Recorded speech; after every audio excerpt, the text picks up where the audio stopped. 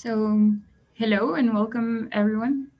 Thank you very much for attending this session. And thank you to the ISC for hosting this conference. We're very happy to contribute with this panel discussion. My name is Mona, and together with my colleague Francesco, we will be moderating this discussion. This is an open discussion, so please feel free to share your opinions, thoughts, and questions in the chat box and to raise your digital hands during the Q&A session.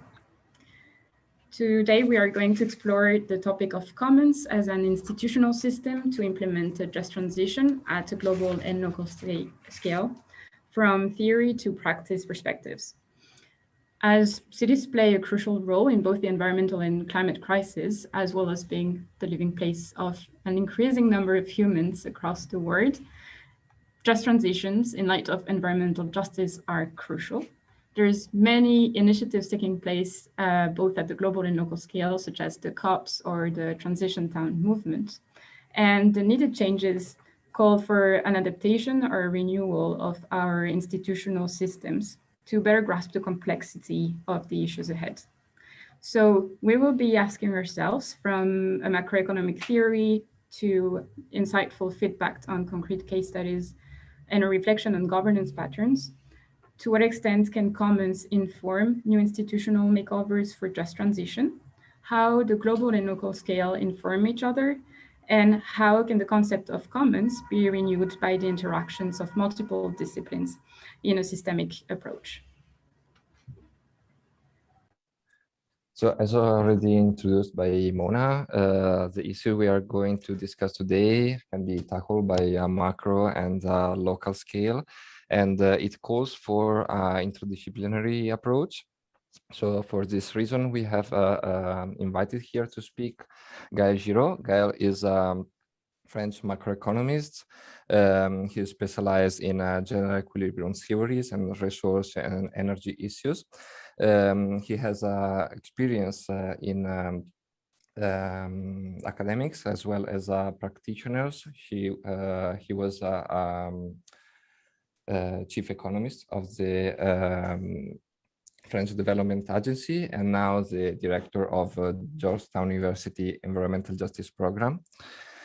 We have Mark Swilling, a South American sociologist, specialized in governance of resources and energy, urban metabolism, and just transition. He's distinguished professor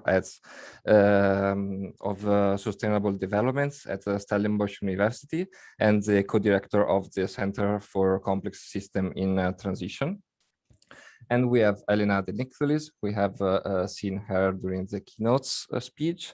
She is an Italian researcher specialized in urban commons, associated at Lewis Rome, and the part of LabGov. So to introduce the discussion, I would like to give the floor to Gaël Giraud. So Gaël, you over your career, you mobilized the concept of commons as a policy tool for territorial development. We would like to ask you how you arrived to argue for this implementation of this theory, and what the theory can bring on the field. Okay, thank you, Francesco. So I'm going to share my screen. I hope you can see it. Yes. So let me put it this way. Yeah, maybe a way to start is to look at this graph, which is very simple actually. The x-axis is the, I'm sorry, it's in French. I don't have time to translate it into English. It's the HDI, so Human Development Index. And each point is a country. And the y-axis is the ecological footprint, which might not be the best measure of, the ecological pressure, but it's a way to measure it. Here you have 0.8 because the HDI is always located between 0 and 1. And everybody agrees that, above 0.8, it's good. It's 0.8 is the HDI of Russia. So you are in a comfortable society if you are above this. And here you have the carrying capacity of the planet in 2012. This was in 1961. Of course, the more we destroy ecosystems, the lower goes this line, the carrying capacity. So the main point would be what is an ecologically sustainable and comfortable, let's say, quote unquote, society. It's a society that should be in this square. And as you see, this is empty. And here you have mainly poor countries, and here you have mainly wealthy countries. So this is a way to say the just transition is transition where everybody has to move. Those countries have to move in this direction. That is, they have to increase the HDI without increasing the ecological footprint. And those countries have to do exactly the opposite. They have to go in this direction. That is, they have to decrease the ecological footprint without decreasing the HDI. And of course, there is one dimension which is missing here, because a couple of years ago, there was one country which was exactly on DH here, 0.8 as an HDI and exactly 1 ecological footprint, which was Cuba. Now Cuba is here. But Cuba is hardly seen as a model because of human rights and democracy. So actually, I should rephrase everything I said. A just transition should be a transition such that you move from here to here, these countries move from here to here, and doing this, we have to do it in such a way that everybody keeps democracy or even foster democracy and human rights at least. So this is the way I would try to understand in the next minutes, just transitions. Now, commons enter the picture in a way that is, if you take the conventional viewpoint, then there is an analysis by John Romer, who is a colleague of mine at Yale, who tries to overcome from a purely neoclassical viewpoint the mistake of the tragedy of the commons by Garrett Hardin. So he tries to show that if you modify a little bit the concept of a Nash equilibrium in game theory, then you can implement actually common resource pool, commonly pooled resources in the sense of Elinor Ostrom. To show this and to understand this, just look at this prisoner's dilemma, which is very, very famous and very simple. So you have two players, they can either cooperate or defect, and this is the payment they get. And as you know, the unique Nash equilibrium is here, it's 1-1, even though obviously 2-2 would be much better. Why? Because if you agree to play any of the alternatives to this one, which is defect, then someone has an incentive to deviate unilaterally. Now, the idea of John Romer is to say, well, the Nash equilibrium concept is just stupid. Because actually, in many situations, what we play is a Kantian equilibrium, where you don't check the stability of an agreement, like an equilibrium, against any type of deviation, but against any type of deviation that would be profitable, even though everybody might deviate in the same way as you are, which is not exactly the same. So let me just take an example in the theater. Suppose you are behind someone who is very tall and you don't see the scene. You could, of course, stand up and try to see above, the person who is above you. But then if everybody does it, you're not in a better situation. You won't see the scene either. So that's the difference between a Nash equilibrium and a Kantian equilibrium. The Kantian equilibrium is such that if you know that if you deviate from the equilibrium strategy, and if everybody does it as well, deviates in the same way, then your payment does not increase, then you don't do it. You don't deviate this way. And this, as shown by John Romer, is a way to understand how to implement commons. Now, if you think a little bit from the philosophical viewpoint on this, you remember that, John Romer calls this the Kantian equilibrium because of Kant's categorical imperative. That is, act only according to that maxim, whereby you can at the same time will that this maxim should become a universal law, This has been reinterpreted by Paul Ricoeur, a French philosopher, as an equivalent to the golden rule. Do to others what you want them to do to you. And this again has been reinterpreted by Christophe Theobald, a French philosopher and theologian, as dare to take another's place without leaving your own. So actually, to play a Kantian equilibrium, and in other words, to implement commons, we all have to enter into a deliberation, collective negotiation, where we all have to make this experience, which is a very deep-going experience, where I have to dare to take another's place without leaving my own place. Actually, this is the way I entered into the commons at the French Development Agency, where we have promoted a number of experiences dealing with commons. The most successful one probably is water. How do you manage water? So we have a number of projects like in Kinshasa, but also in Bolivia, etc., where we have organized a community of people, essentially women, because they are much more efficient when dealing with commons, who take care of the water and the water pump, the source of water, as a commons. So the city is not the owner, no individual is the owner of the pump, but the community is taking care of it and using it as a commons. And it turns out that this is much more efficient in terms of water management than both privatization and municipalization. The example being what happened in La Paz, Bolivia, in 2016. La Paz went through the day zero, that is the day where you don't have water on tap anymore. So people in the center of the city, wealthy people, were in a very, very tragic situation, whereas poor people in the suburbs had organized themselves dealing with the water as a commons, and they kept water during the dry season, whereas wealthy people in the city didn't have water anymore. So it's just an example. Another example is a project that we had in Brazil, in Curitiba, southwest of Brazil, where we have funded a project which consists in rehabilitating a river which crosses the city as an ecological hotspot that is of which people take care as a commons. So nobody, I mean, even not the city is the owner of the river, but all the people living in the city know that they have to take care of it as a commons, and it has become a beautiful place where everybody gather in the evening, etc., etc. And of course, it's an example of urban biodiversity.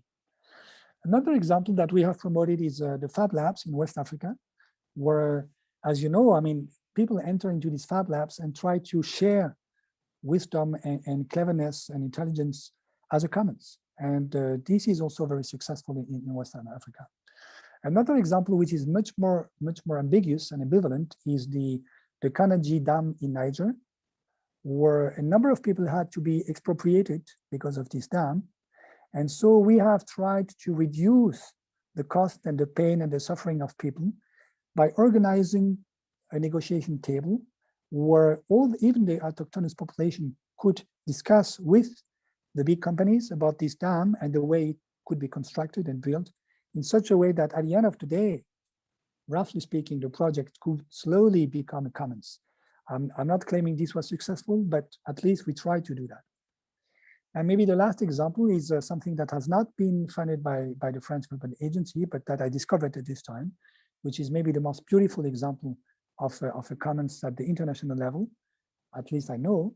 DNDI, Drugs for Neglected Disease Initiative, which is a platform in Geneva, Switzerland, which put together people from Big Pharma, the private sector, sovereign states, and NGOs, which try to produce therapies against diseases which are neglected by the private sector because there is no solvent demand for this type of therapies. One famous example is the hepatitis C in Egypt. Hepatitis C, I mean, is ravaging Egypt today, and DNDI is providing the therapy for something like $300, whereas it costs 2,000 or 3,000 euros in Europe. Now, the next point I want to mention, and I will stop there, is the way we could interpret and try to analyze the place of the commons from a thermodynamical viewpoint. The starting point is to observe that actually our cities, our economies, our countries are very energy dependent. So in this graph, you see here the energy consumption at the world level. And here you have the real GDP still at the world level. And each point is a date. So it starts in 1960 and ends up shortly after 2010. The surprising thing is that you have an almost perfect line, which means in 2010, you need to increase by the same amount your energy consumption in order to increase the world GDP by $1, as you did in 1960. So this shows that actually, just increasing GDP is highly dependent upon the quantity of energy you can consume. Now, starting from this, you can say, well, actually, an economy, but also a city, is nothing but a big dissipative structure in the sense of Prigozhin. And I also mentioned here Georgescu Rogan, who probably was one of the first guys in the 70s saying that, actually economics should be part of thermodynamics. How do you do this? You just realize that everything on Earth takes place thanks to the solar energy, which creates biomass, natural resources. The economic system, you can think of a city, is a big metabolism which extracts energy and materials and which produces some work. Let's say the conference to which we are taking part now, and which exudes some waste. So degraded energy, degraded materials. Maybe part of it is recycled when we are fortunate enough to have a recycling process. And then, of course, there is a part of this energy which goes back to the universe. So in other words, maybe we should think of a city as an out of equilibrium structure which absorbs continuously energy and matter, which metabolizes it to do some useful work, to maybe complexify its structure, its laws, its rules, etc., and then which exudes some waste. It turns out that there is a physicist whose name is Bob Ayres, who has proposed a number of years ago a generalization of work, which is a physical measure of the work that is done by a city or a country. So you can think of course, the mechanical work, but also electric work, etc., etc. So here you have some time series where you see for the US, the UK, Japan, the evolution of the useful work of these countries from 1950 to 2000. And it turns out that, of course, the dependence upon, let's say, oil, here it's oil, is very high, and it should not be a surprise because it's already the case for GDP. So we could say a city is a big metabolism which extracts energy and matter, produces some work in the sense of useful work, complexifies its structure, and exudes some waste. Now the question is the structure. When I say complexify its structure, how does a city do this? It seems to me, given the fact that we are all transiting towards renewable energy-based societies, there are at least two main paradigms. The first one is a quite decentralized society where everybody is able to produce its own energy in his garden, let's say. And this is probably the paradigm that a number of activists in Germany have in mind. So in Germany, as you know, there is a big success of cooperatives to produce energy in a quite decentralized way. But unfortunately, there is also an alternative paradigm, which is exactly the opposite, where you would have a quite centralized state, maybe an authoritarian state linked to private capital, which would take care of the investment needed for green infrastructures. The reason I'm saying that is that the capex, that is the cost of capital in renewable energies, is much higher than in standard fossil fuel-based energies. For instance, for coal plant, it's between 12 and 19%, while for both nuclear, wind power, small hydraulic, photovoltaic, it's more than 40%. In other words, an economy or society based on renewable energies is much more capitalistic, paradoxically enough, than in a society based on fossil fuels. And then the question is, towards in which direction are we moving, and where does the commons play a role in this story? Obviously, the commons are moving towards the first direction, that is a quite decentralized society, but they are not the unique way to proceed. So one way to measure it, still remaining inside the framework of thermodynamics, maybe, and this is still work in progress, to which Francesco and Mona have contributed, is maybe to use Chesson's ratio. This ratio is a way to capture the complexity of an organism, metabolism, and we might think of using it as a way to capture the complexity of a city. This ratio is very simple. It's just the quantity of energy you consume per unit of time, let's say per second, per hour, per year, divided by the mass of your organism, the weight of infrastructures. So if you have a huge mass and a small flow of energy, this ratio will be very small, but it means you're not a very complex body. You're not a very complex metabolism. While if you can dissipate a lot of energy with a small mass, this suggests that you are a very complex body with a lot of structure inside yourself. In other words, you have a very low internal entropy. So here there are a number of Chesson's ratio that Chesson has computed for a number of metabolisms, let's say birds and mammals, etc. So birds seem to be on the top of this hierarchy. They are the most complex animals he studied here, probably because they have to fly. So they live in a three-dimensional world, whereas we as human beings, we live mostly in a two-dimensional world. But you can also compute this ratio for machines, And here you see also that jet aircrafts are on the top of this hierarchy. So we can also compute it for cities. Chesson did it. And we are working with Mona and Francesco for the time being in order to check whether we could have some meaningful figures. Now, the point is that if you take this seriously into account, then first of all, you see that the rebound effect that all the cities are facing, which is the fact that if you make some progress in terms of the efficiency of the use of energy, then very often you lose the gain that should be associated to this progress because you invent new ways to dissipate energy. Then this is our addiction to energy dissipation. In other words, we are addicted to this numerator, whereas we fear that the energy shift and the energy transition might reduce this, while what we have to do actually is to keep the complexity and to reduce both the numerator and the denominator.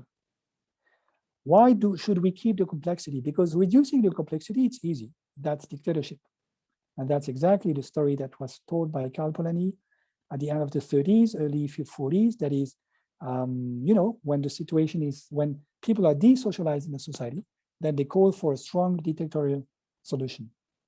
Now, it might be the case that the complexity, be it captured by Chesson ratio or any other measure, might be the true secret of a prosperous city. That is, the more complex are our social relationships, the more prosperous it is, the more interesting it is, the more exciting it is.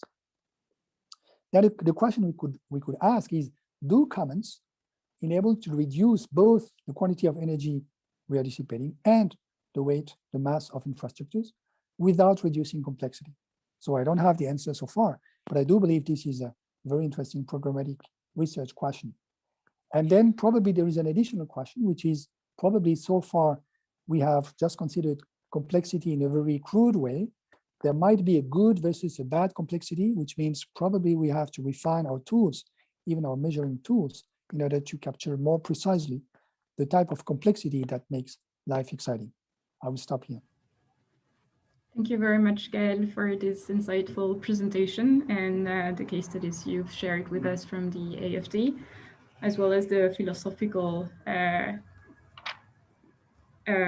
perspective you gave on how to place ourselves when dealing with commons. And your part on urban metabolism and complexity really links with the work of Mark.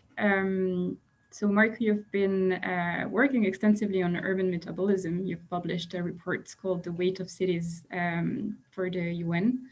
And linking this work on urban metabolism and commons, as Gael just did, maybe from your understanding of the commons and the way you phrase it in your last book, The Age of Sustainability, where you frame them as analytical tools and you consider governance conditions for commons to achieve a just ecological transition. We were wondering how you made the link between urban metabolism and urban commons and how it echoed with your conception of justice. And from your experience, how commons can be used to implement this ecological transition in terms of governance.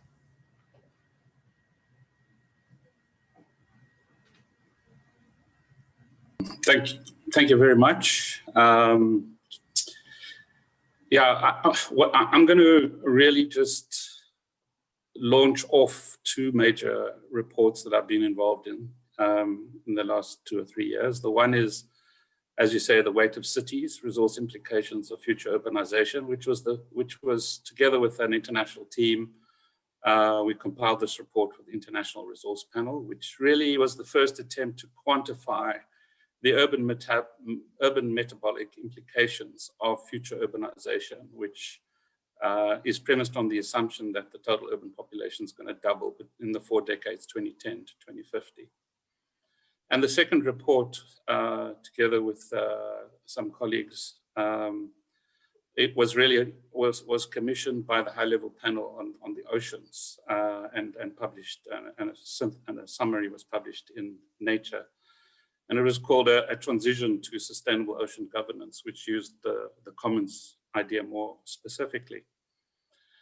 what really struck me when we finished this report on the weight of cities is that basically what we were able to show is that if the urban population doubles, the total urban metabolic consumption is going to more than double, from about 40 billion tons per annum in 2010 to 90 billion tons by 2050.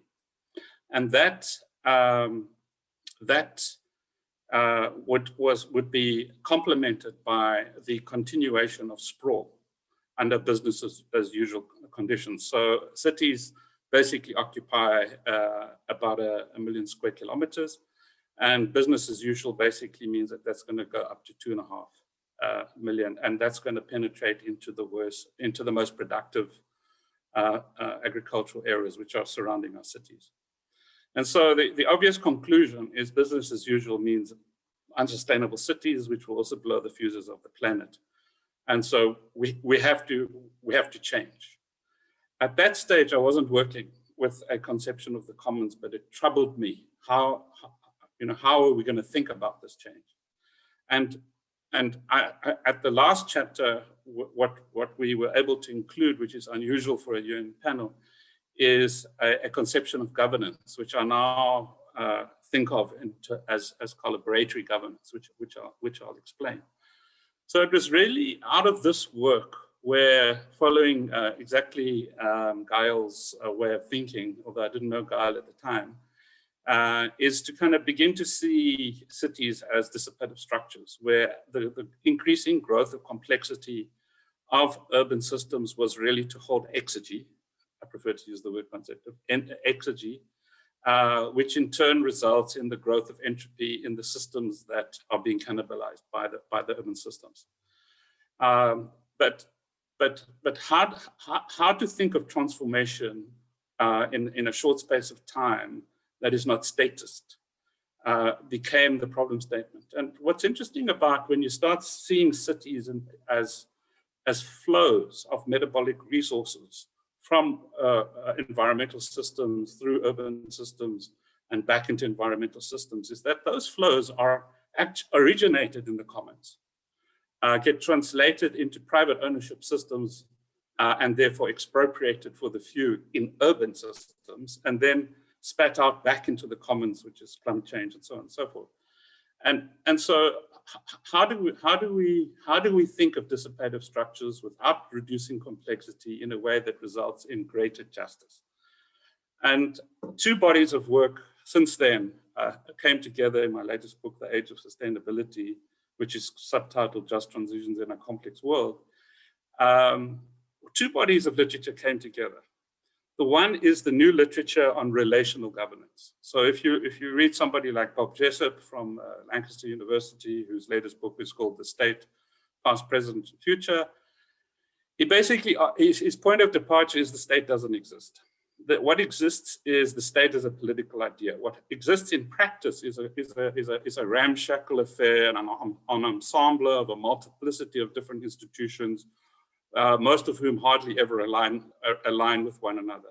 But since the 1970s, we've seen a shift from government to governance. And that was really associated with the neoliberal revolution and the weakening of the political center and the state. So as we have the weakening from the 1970s onwards, the weakening of a political center, weakening of the state, we have rising complexity, increasingly serious crises. And by the 2000s, we need greater levels of directionality if we're going to address our challenges.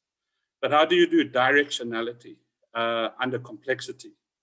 And that becomes the core challenge that the relational governance community is addressing. Yeah, sure, you can hark back to, you can call for social democracy 2.0, socialism 2.0, which is essentially about bringing the state back in a traditional way, which means reducing complexity. And that's probably only achievable in an authoritarian way. And in South Africa, this is what's happening to us at the moment.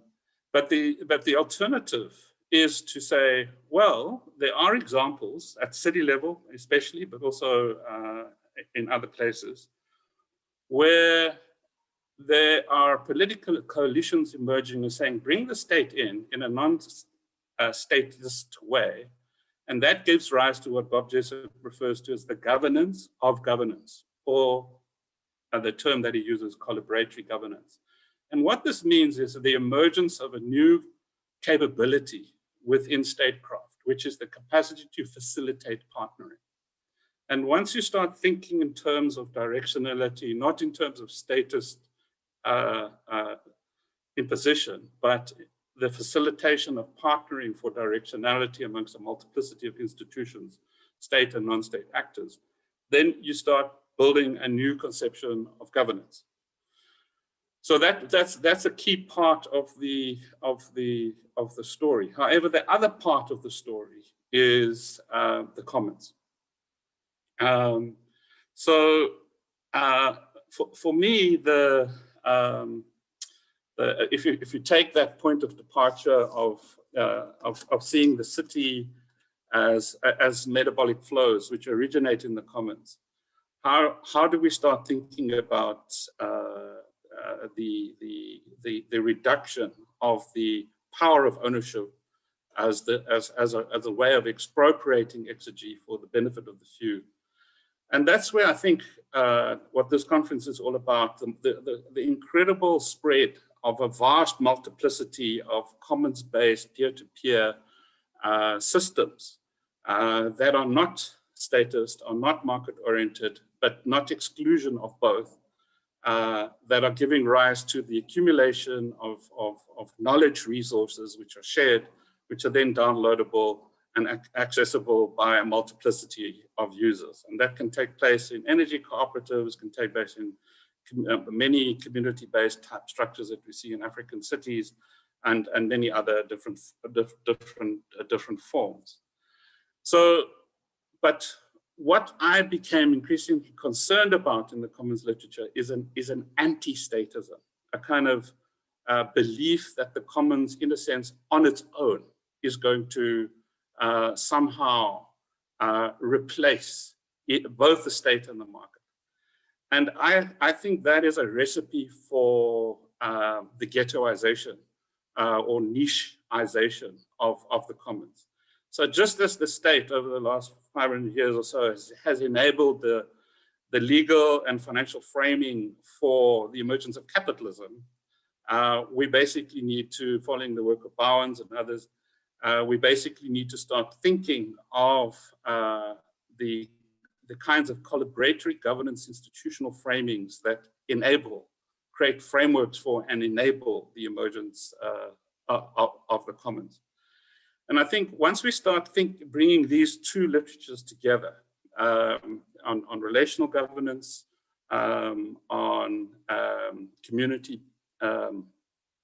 commons-based P2P or peer-to-peer systems and institutionalization, and we start kind of aligning these ways of thinking, what we end up with is a way of dealing with the challenges in African cities and cities in general, which does not rely on the reduction of complexity, but builds a new capability for facilitating the kinds of relational institutionalism that is going to be necessary for the flourishing of the commons. So this is, it's quite, given the short space of time, it's quite conceptual, but in the report we did for the high-level panel on the oceans, we tried to operationalize that, to try and conceptualize, what is, the ocean is a natural commons, but how do you build a knowledge commons that makes it possible to start dealing with the challenge of the high seas, which is not governed by anybody, without having to build a global statist type institution to kind of police in a top-down way what is unpoliceable. So that I'll stop there with those kinds of more kind of provocative thoughts, which surprisingly, Gaia and I never rehearsed this. We never do, but our thinking always completely aligns. Thank you, Mark, and thank you for having bring in the discussion the topic of relational governance and directionality. And I will start from here asking Elena to intervene. So with LabGov, you have done extensive work on the implementation of commons in urban areas. And I was wondering whether you can expand on some results you have gathered until now, and especially on the conditions, governance conditions you have identified to make the implementation of commons effective, most importantly. Thank you.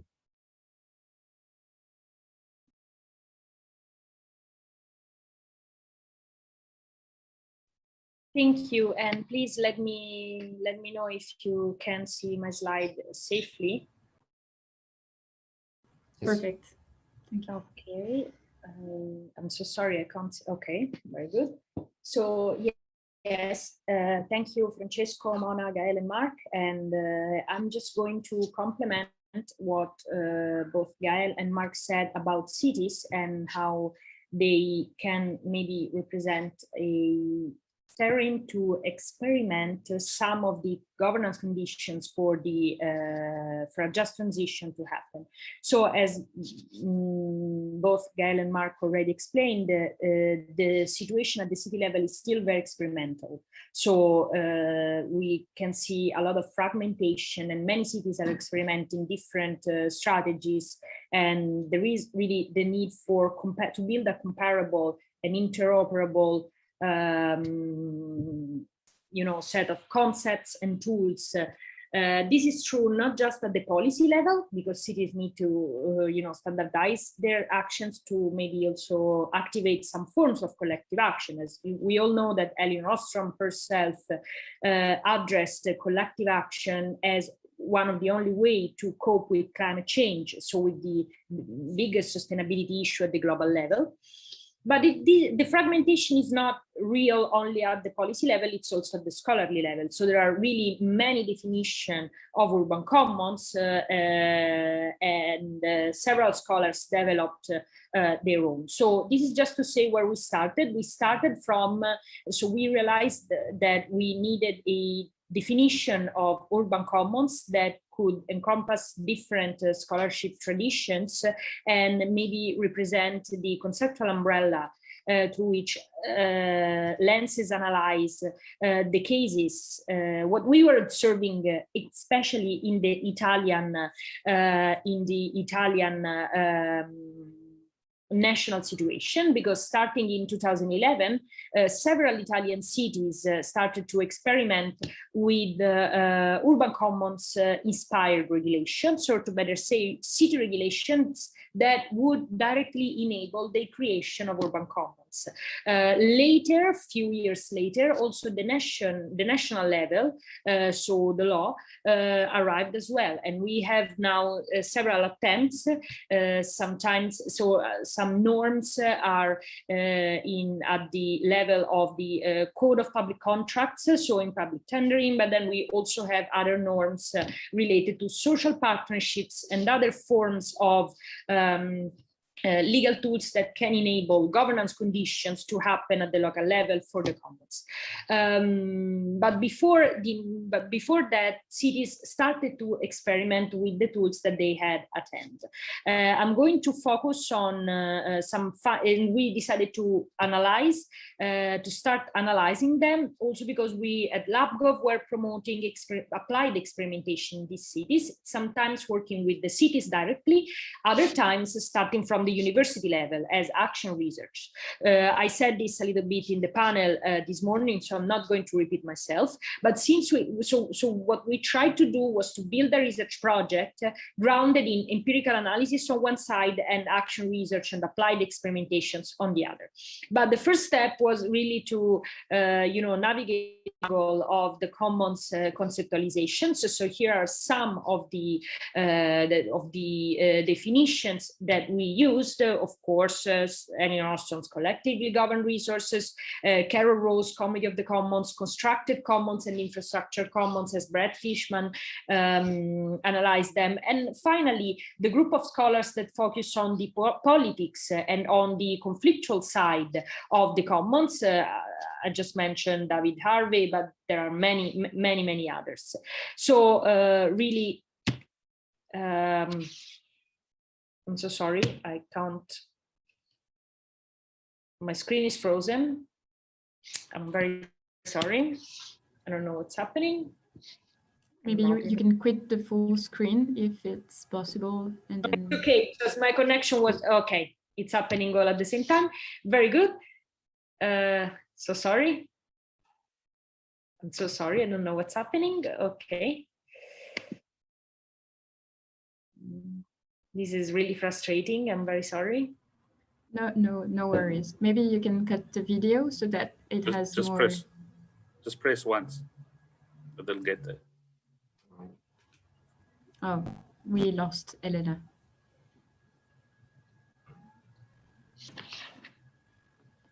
Elena, are you with us? Yes, I'm with you right now, it seems, but it's probably my connection jumped. If you want, you can cut your video so that we at least can hear you and see your slides.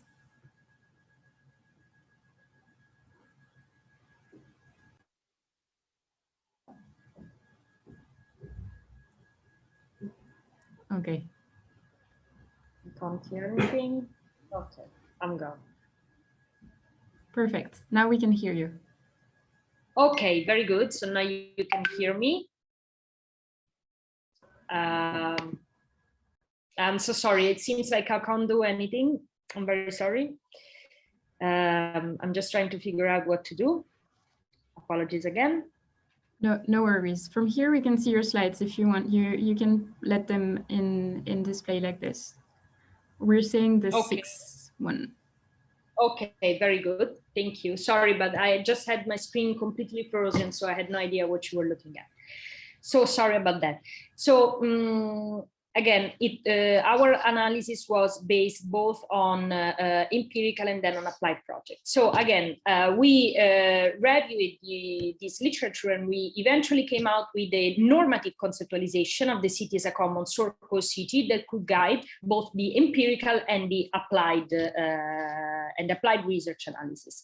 So this morning's presentation, Sheila Foster already talked about the work that her and Christian Iaione did on this concept of city as a commons. So I'm not going to spend more words on this, but this was just to give you an example. So we basically try to look for a normative conceptualization of the urban commons and the city as a commons that could be applied to all these urban experimentations, that could help us understand these urban experimentations that were happening in Italian cities from the lens of analysis grounded in both the legal side and the policy side.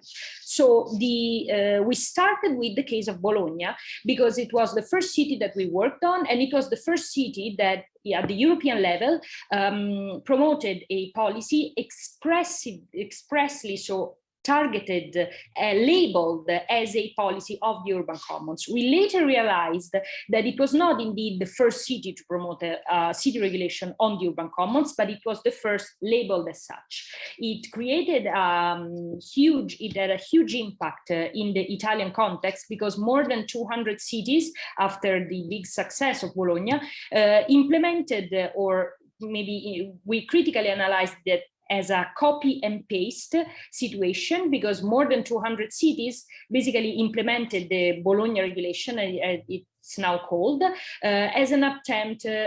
So in some cases, it's a genuine attempt to promote citizen participation and to promote innovative governance of the urban commons when they can't they don't have the resources to do it themselves, or they want to innovate with a genuine attempt to do so. In other cases, it's more an exploitation of the word urban commons and its political meaning for a variety of reasons.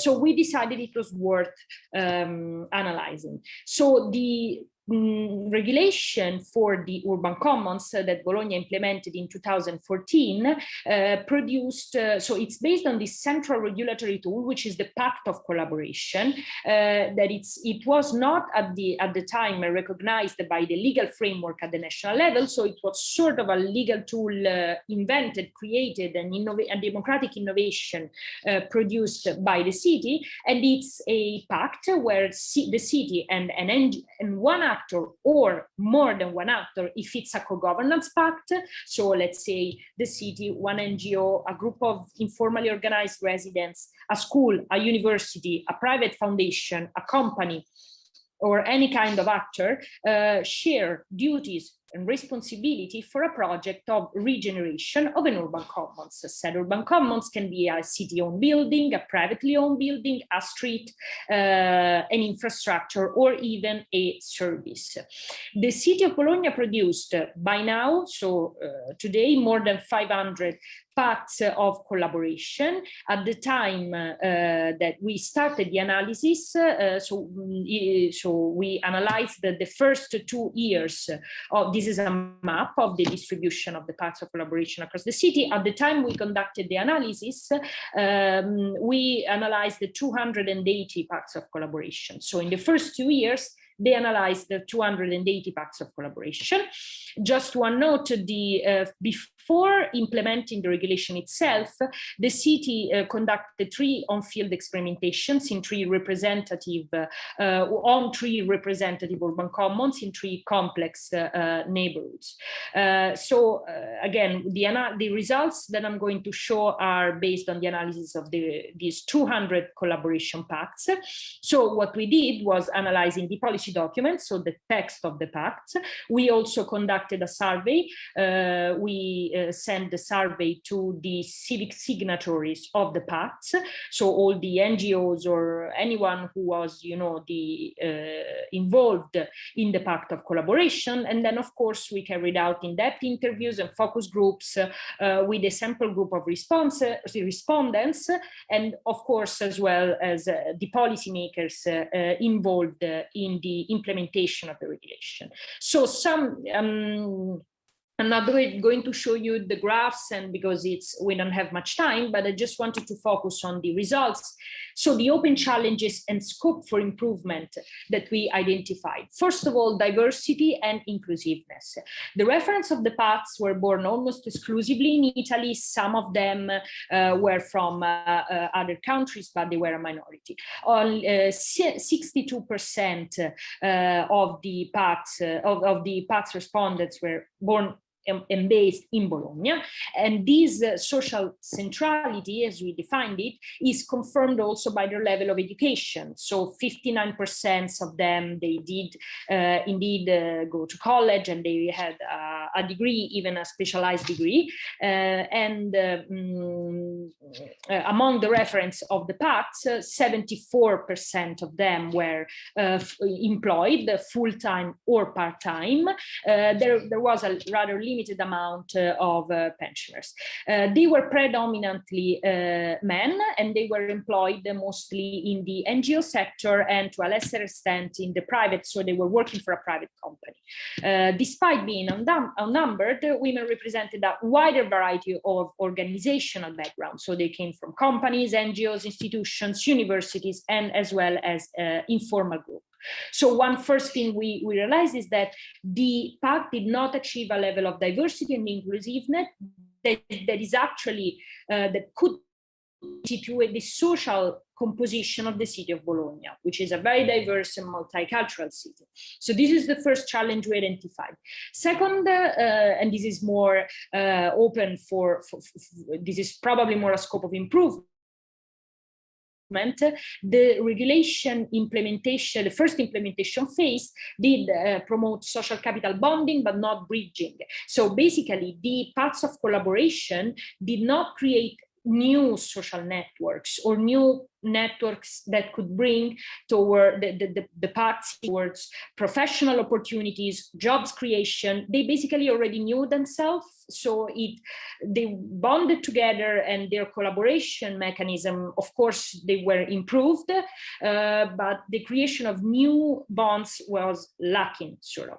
Then we still we identified still obstacles in terms of procedural and administrative bottlenecks, and there is a lack of development of a proper public-private community partnerships. So the majority of the pacts of collaboration are bilateral.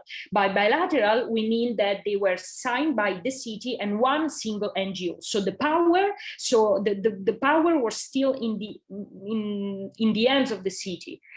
Co-governance pacts, as we define them, so pacts where you have a variety of social stakeholders and the city, they were basically absent. There was just a handful of them. Moving to the other case that I wanted to show you, it's the case of Naples.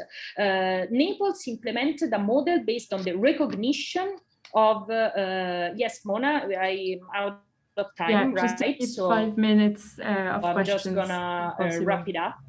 Thank you.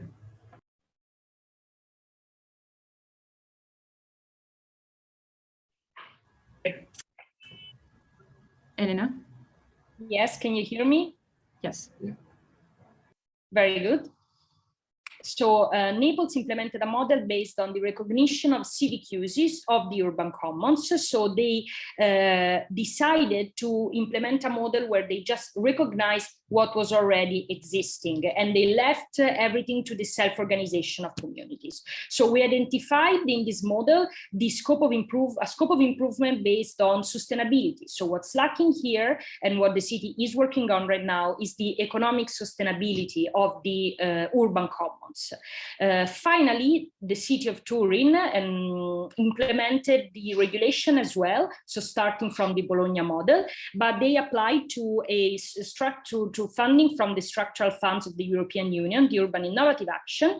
So they decided to invest in a very complex policy program, and the paths of collaboration, they implement complex urban regeneration process. So they are working on the self-sustainability of the urban commons. So they are regenerating complex facilities, as in Naples, city-owned buildings or former factories, and they're creating structures, co-working spaces, workshop labs, fab labs, social restaurants, where the communities involved can indeed create mechanisms they can create opportunities for circular economy, sustainability mechanisms. Basically, they can improve they can create opportunities for social entrepreneurship for themselves. Finally, and I'm going to close on this note, the city of Turin understood the importance of not relying upon one single legal tool.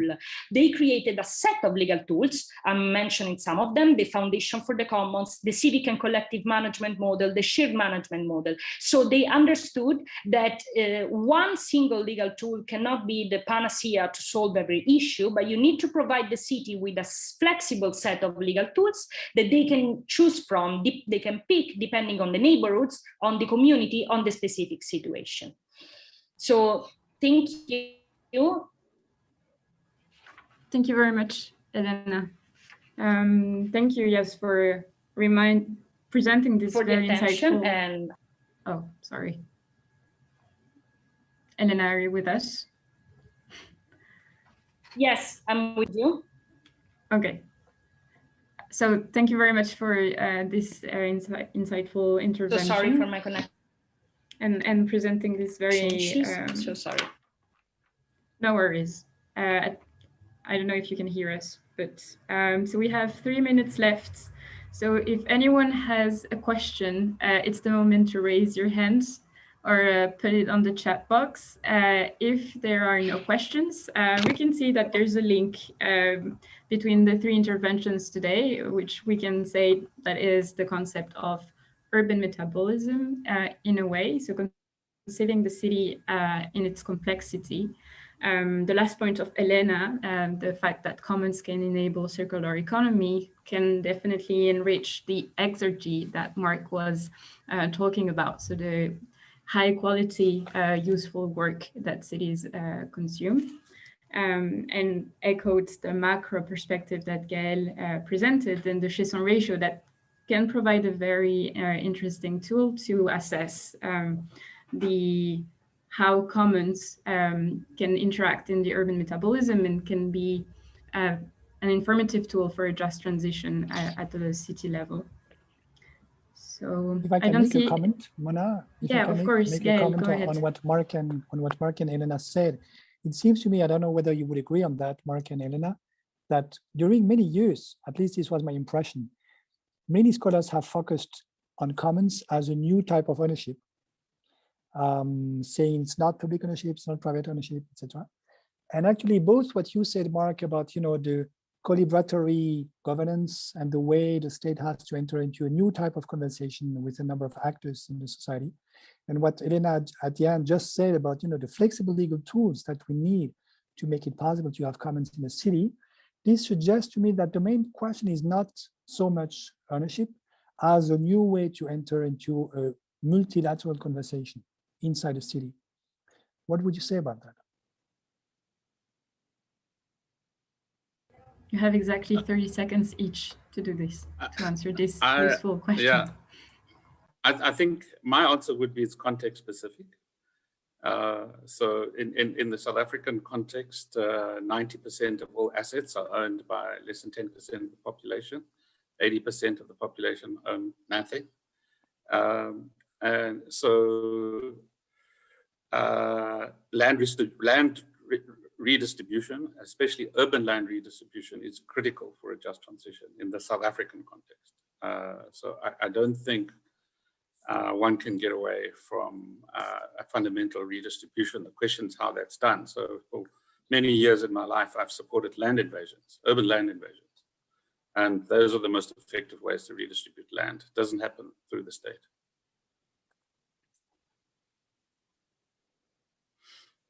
Elena?